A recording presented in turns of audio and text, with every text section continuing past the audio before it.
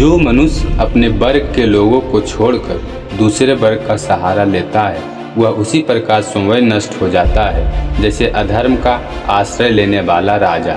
नमस्कार दोस्तों, स्वागत है फिर से एक नई हिंदी कहानी में। दोस्तों, आज का कहानी है दैत्य का संदूक। जातक कथा।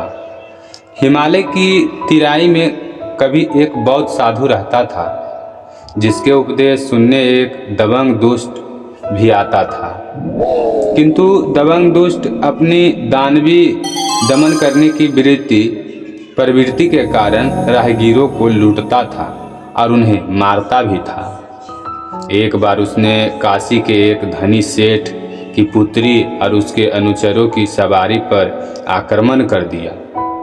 दैत्य को देखते ही उस कन्या के सारे अनुचर अपने अस्त्र शस्त्र छोड़ भाग खड़े हुए।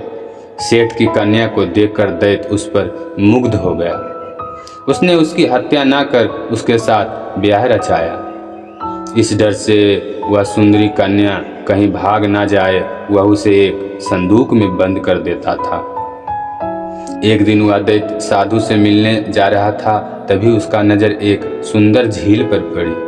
गर्मी बहुत थी, इसलिए वह झील के पास आया।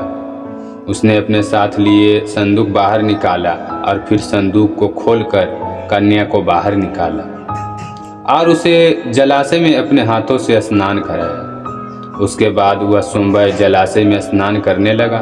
मुक्त होकर कन्या जलाशय के किनारे विचरण करने लगी। तभी कन्या की नज़र एक नवयुवक पर पड़ी जो एक जादूगर भी था।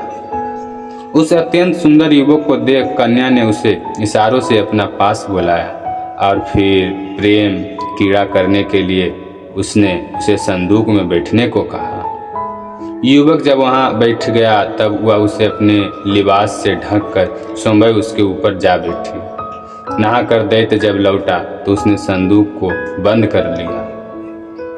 दैत्य जब साधु के आश्रम में पहुंचा तो साधु ने उसका स्वागत करते हुए कहा, आप तीनों का स्वागत है। साधु की बात सुन दैत्य चौंक गया, क्योंकि वह जानता था कि कन्या और उसके अतिरिक्त भी कोई तीसरा उनके साथ तो नहीं है।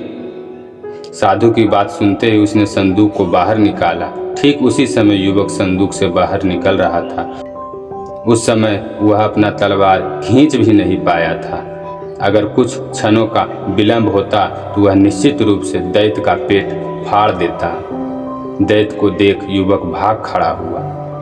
साधु के वचन एवं ज्ञान को सुनने के कारण चूंकि दैत्य की जान बच गई थी, इसलिए उसने साधु को धन्यवाद ज्ञापन किया। साधु ने तब उसे सीलवान बनने की शिक्षा दी और उस कन्या को भी मुक्त करने का परामर्श दिया। उस दिन के बाद से दैत्य सीलवर्ती बन गया। दोस्तों, आज की सीख भरी कहानी यहीं तक।